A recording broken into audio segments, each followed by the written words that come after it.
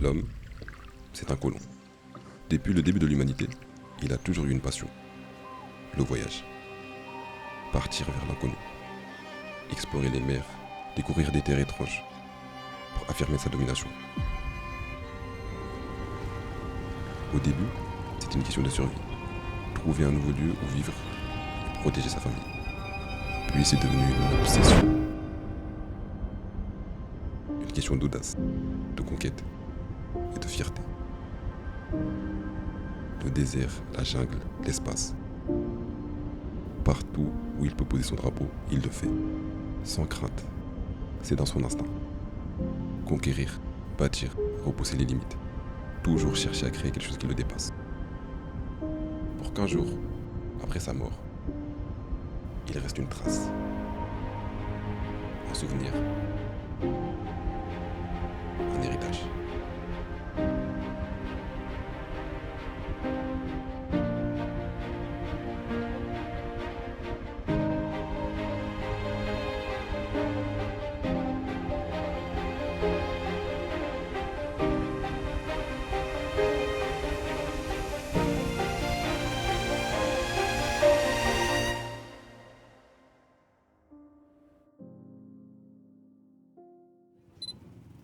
Laissez-moi vous mettre un peu de contexte. Moi, je m'appelle Mams. Et ce qui me passionne, c'est les voyages. Avec un ami, on a eu l'idée de passer 2 mois en Asie. Et pendant ces 2 mois, on s'est donné l'objectif de faire la Thaïlande, la Chine et le Japon. Et jusqu'à présent, l'image qu'on m'avait donnée de la Thaïlande, c'était plage, bouffe et libertinage.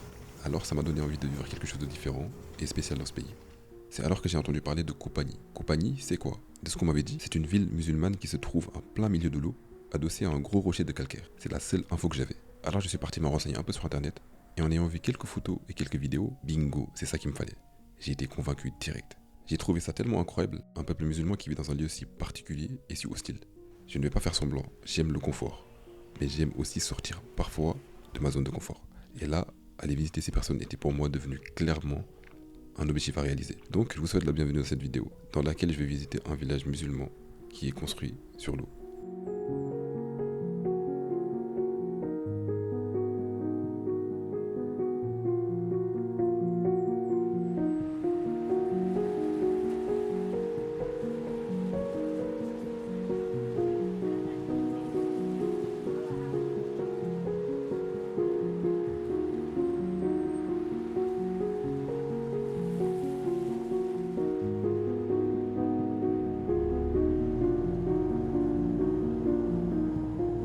Là, on vient de quitter Krabi.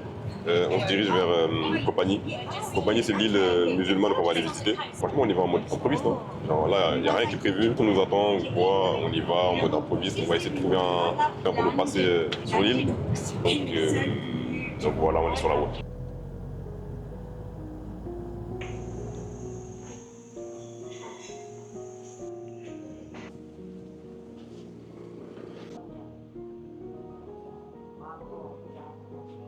Là, on est sur l'île, là. Non, on n'est même pas arrivé sur l'île. Qu'est-ce que je raconte? Donc là, on est arrivé au port. On est en train de chercher un bateau. Et l'objectif, c'est d'aller sur l'île. On a trouvé des gens. Ils nous ont dit dans 20 minutes que là, on les attend. Donc j'espère que s'ils vont pas arriver dans 1 heure, je sais pas quoi. On a rencontré un homme qui s'appelle Karim. Il s'appelle Doom. Son surnom, c'est Doom. Son prénom musulman, entre guillemets, c'est Karim. Il m'a expliqué qu'ici, ils sont 80% musulmans. Je pense qu'eux, ils vivent du port parce que je vois qu'ils sont en train de décharger des marchandises, les mettre sur les bateaux et les ramener. Et j'ai l'impression qu'ici, depuis que je suis arrivé ici, les gens, ils sont un petit peu moins sociables. Enfin, en tout cas, sur le port, les gens, ils sont un peu moins sociables. Mais de manière générale, genre, ils sont ouverts, tu vois. Si tu vas leur parler, ils vont te parler normal, tu vois. Ils sont pas fermés d'esprit, ils sont pas matrixés. Ça, moi, je trouve que c'est une bonne chose. On n'a plus qu'à attendre le bateau. Le bateau, il va arriver. Après, on va démarrer. Par contre, là, j'ai faim. J'ai tellement faim. Là, je vois un bateau qui arrive. Certainement. Ok. C'est notre bateau, il est arrivé. Go, on va y aller. Hein.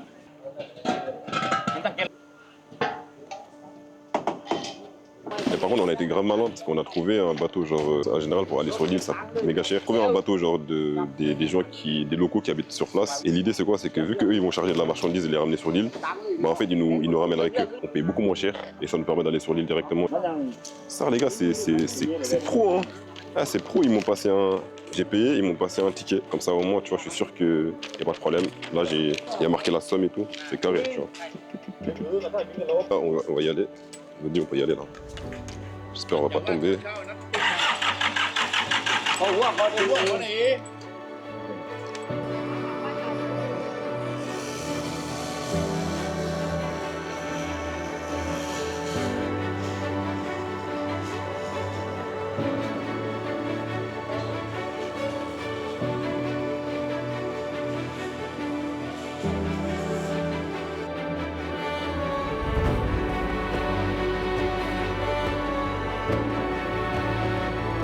Là, j'ai pas de rouler.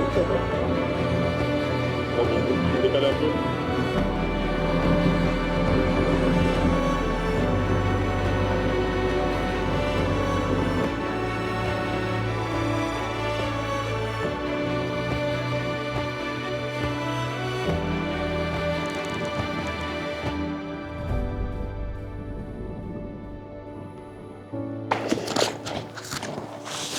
Les gars, on vient toujours d'arriver dans le village.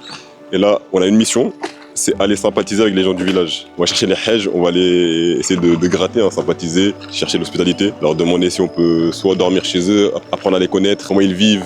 On va essayer d'en savoir le plus possible. Mais franchement, je sais pas si vous sentez l'ambiance, mais là, c'est trop kiffant. Moi, franchement, là, je kiffe trop.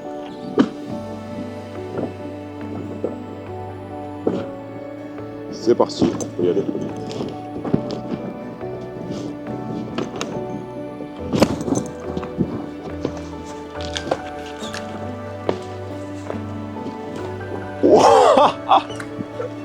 Ah, c'est trop beau, je te jure. C'est une dinguerie. Bon les gars, première chose que je remarque, c'est quoi? C'est qu'il y a des trous partout. C'est-à-dire qu'en fait, tu te prends... Ici, tu te balades la nuit, t'es fini. Hein. Tu fais tomber un truc.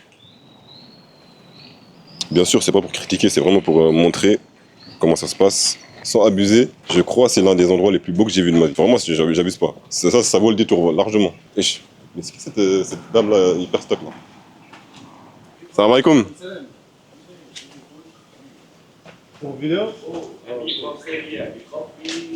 À peine on arrive, on se fait accueillir déjà comme ça. Ça. France. We have French. Oh, Paris. Nice. Paris Junction. Yeah. Muslim, eh? Muslim, yeah, Muslim. Muslim from stay here from my family. 2,000 people from stay here, Bangi Island. 2,000 people 2000? from Indonesia.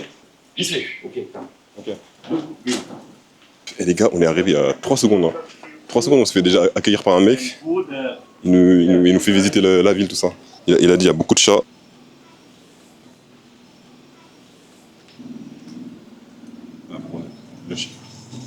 Bon, les gars, le chat il veut pas me caler. Moi aussi je vais pas le caler aussi. Hein. Il veut m'ignorer, moi je l'ignore. Hein. C'est comme ça les gars, c'est comme ça la vie. And Okay. my family, my house, the from stay here. Ok, you live here? What? Ah, il y a un drone. This water, you know. Ça c'est le DJI, c'est le DJI 4, c'est le 4. From sit down, no problem. Ok, thank you. What do you have to drink? Coffee, me hot coffee, hot coffee. I don't like coffee. You have Drink, you like drink? yeah, drink. Orange juice, Fanta. Orange. Orange Fanta. Yeah. Orange Fanta. Sprite. Orange and Sprite. Okay. Sit down. How much is it? No problem. This moment. Sit down. Yeah, sit down. Yeah. Picture or photo. Okay. C'est pour ça que je vais le poser là. En fait les gars, finalement on n'a même pas eu besoin d'aller... Ah mais t'inquiète, tu peux rester. Fais ta vie. Fais comme si j'étais pas là. Les gars, finalement on n'a même pas eu besoin d'aller chercher des gens pour leur demander l'hospitalité. En fait, dès qu'on est arrivé, à peine 3 secondes, il y a un mec qui est venu nous voir, un monsieur. Ouais, il s'appelle comment? Je sais pas. Je sais pas. 8? Hey, di ban. Hey, kan dia. Aichi? Hey, sorry. Ok, Okay. thank you. And we walk the moment. Masali. This from eat, we walk, looking, photo, Okay. beautiful. Ok. Thank you. Merci beaucoup. Thai and speak Thai. Ah, so- okay. Translate. Yeah. You speak Thai or Indonesian? Speak Thai. Thai? And Papa, Mama speak Indo. About 100 years. From 100 years old, 100. Okay. From Indonesia, what 2 person, you know? Mm. And boat, someone boat from stay here, Panji Island, Ok. Indonesia. Panji Island boat, 2 person, you know? Mm. 100 years. And many. Boat, we come stay here. Ok. And many day, many people, 1, 2, 3, 4, 5, 6, 7, 8, 9, 10, about 2,000 people. Hmm. Waalaikum salam. Attention. Attention. Attention. Assalamualaikum. Waalaikum salam. Le petit trop à l'aise sur son vélo. About 20 cat. Quoi, 20? 20 Yeah, cat. Wow, 20 chats. Le monsieur, il a 20 chats. Il y a des chats partout. You have a dog? Huh? You have a dog? Dog. Don't. Dog. Wow. Oh, no. No, you don't have. And all Muslim, you know? Okay. No alcohol. No alcohol? Okay. What is your name? Harun. Harun. Okay. Me, Mams. Man. Mams. Ilan. Ilan, no. Ilan. 45. Oh, Big 45? family, 40 people. Guess our age. Huh? Guess our age. 30? Yeah. And he? Him? 30. 30 or so? No, how old? Comment ça, j'ai 30 ans? Il a dit j'ai 30 ans. Moi, je suis jeune, hein? 25. Moi, j'ai 18 ans, les gars. Moi, j'ai 18 ans. Il a un commerce juste devant chez lui. Phuket, you know? Phuket from You have a wife? me? Yeah. My, What? my sister and my big 5 people from house 5 people. stay here. Yeah. 5 people? Okay. 5 people. Everyone live in family? Yeah. Okay. Do you have hotel here? Hotel. Hotel? This way hotel. This way. This one hotel? Hotel. Okay. Yeah. Hotel. The view. You look at the tomorrow. Look in the sun. You know the sun. The king. The sun. Okay. The sun. Beautiful. Mm. Tomorrow is about 5 o'clock, 6 o'clock. The sun. Beautiful. Okay. Look into the sea eagle. Many eagle. It's 6 o'clock. Many eagle. Be from fish from stay here. Yeah, from stay here behind. Okay. C'est grave un bon. Là, on a rencontré un mec qui s'appelle Haroun. Et là, il nous fait visiter l'île un peu. Ça joue au billard. Ok. Salam alaikum. Là, on est rentré dans la maison d'Haroun. Là, il nous a fait visiter sa maison. Franchement, ici, les maisons sont vraiment très belles. Hein. Genre, c'est grand, c'est... Ça se voit que c'est des maisons de familiales, tu vois. Waouh, il n'y a que des chats. Regardez les chats. My sister, I like cat, you know. Small cat, many cat. Les chats, ils sont mignons, t'as les fous. Et du coup, bah, des chats, il y en a partout dans la maison. Hein. De toutes les couleurs en plus. Ah, il y en a un, miskin. And tomorrow, Ah, il a un œil en moins, miskin. come back to home. Oyster and barbecue steam. Good. Yeah, look. It's good. Look, steam, good. Big one.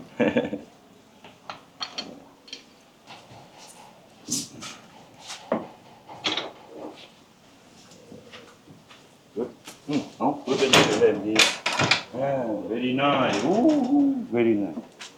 Good. Very nice. Good. Mama. Le chat, il me caresse. My sister become back no more. Come back. You don't afraid to fall in the water, in the ocean? No. No? It's okay. Good. It's good. This water behind, up little, you know. Okay. The boat, the home, it's okay. Okay. No problem. And tsunami is not. Tsunami? No. This okay. Good. Don't tsunami, okay. Yeah. This tsunami, you know. Yeah, tsunami. It's Yeah. good. This okay. No Okay, problem. okay. Yeah. You don't have any This problem. water, no problem. Parfois, la mer, elle monte un petit peu, mais elle monte pas très haut. Donc, du coup, ça va. Et franchement, ils ont aucun problème. Et que même, leur infrastructure, entre guillemets, sont solides. Donc, ils tiennent bien. Donc, c'est bien, tu vois. C'est une vie quasiment normale. Et moi, personnellement, je sais pas si je pourrais vivre ici. Peut-être pour un certain temps, tu vois. Je peux venir ici pour aller, je me dis, un mois en mode retraite spirituelle ou un bail comme ça. T'es sur l'eau tout le temps. Donc, je sais pas comment je pourrais vivre ici. C'est vraiment intéressant. C'est passionnant, genre, comme mode de vie, genre.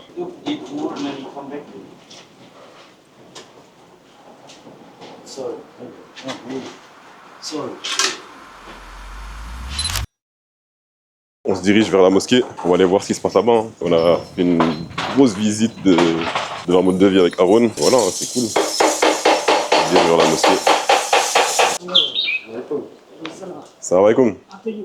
En fait, eux, ils parlent anglais parce qu'ils sont habitués avec le tourisme, je pense. Comme Haroun il a dit, il y a beaucoup de gens qui viennent pendant la saison haute. Là, c'est la saison basse, mais quand c'est la saison haute, il y a beaucoup de monde qui viennent.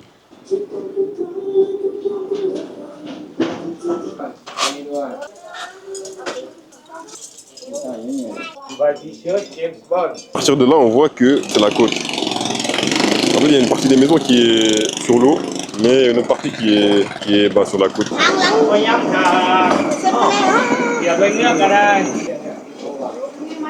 What's your name? Walus.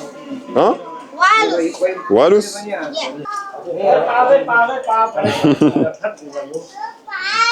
Là, je suis dans la mosquée. Franchement, elle est incroyable. Elle est super belle, la mosquée. Il y a un monsieur qui m'a accueilli, qui m'a montré l'entrée, tout ça. Et ça se voit que lui, il veille sur la mosquée H24.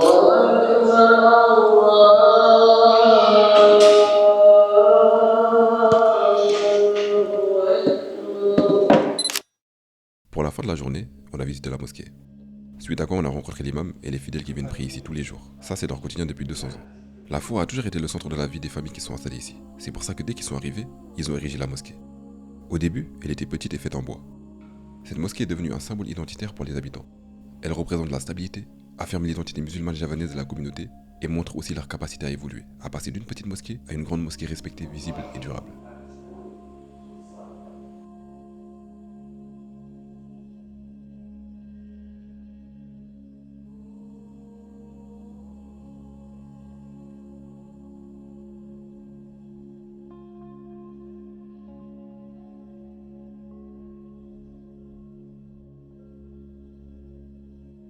Dès que la nuit tombe, on part manger dans un petit restaurant local. Après ça, on va voir Aaron et sa sœur Mariam. Aaron nous a alors invités à l'accompagner dès l'aube à la pêche. We're talking business. Let's talk business. Yeah, let's talk business, mate. L'Europe a colonisé l'Indonésie, avec la première plus grande multinationale de l'histoire. Originaire des Pays-Bas, elle prend le monopole du commerce asiatique. Son but principal, contrôler le commerce et les richesses de l'Asie. Poivre, clous de girofle, muscade, cannelle, soie, thé, café, porcelaine. Ce n'était pas qu'une simple compagnie commerciale. Elle pouvait soulever des armes, négocier des traités, faire la guerre. Au clair, c'était un État.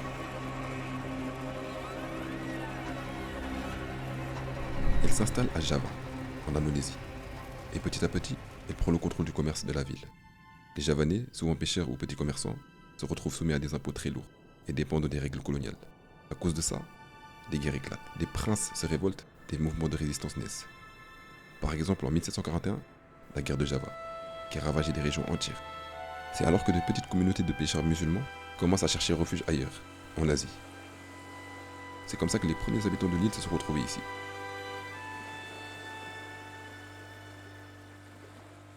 Ils ont quitté leur terre, la guerre, la colonisation, pour retrouver un lieu où vivre en paix.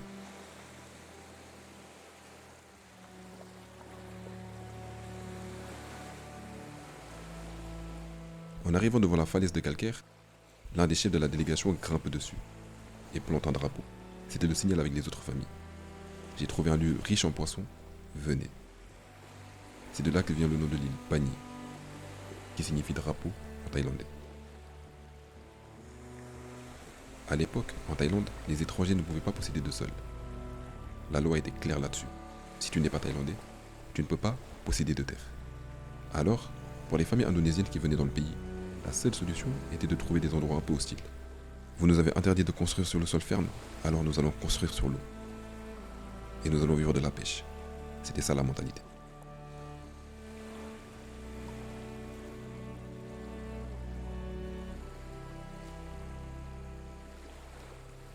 Ce matin, nous sommes partis pêcher avec Aaron. Et lui aussi, comme ses ancêtres, c'est un pêcheur. Nous l'accompagnons à travers l'océan. La veille, Aaron avait placé des filets. Et son objectif était de les récupérer, et ainsi voir si les poissons avaient mordu à l'hameçon. Pêcher, ça prend du temps. Alors ici, la technique, c'est de laisser des sortes de filets dans l'eau. Et grâce à ça, Aaron gagne du temps. Il ne va pas passer des heures à attendre de poissons. Ce jour-là, la pêche n'était pas abondante. Et ces poissons vont être récupérés, soit ils seront vendus, soit ils seront cuisinés le jour même. Il faut savoir que sur ces mers, ce n'est pas seulement le poisson qui est pêché. Il peut y avoir aussi des crabes, des calamars, etc.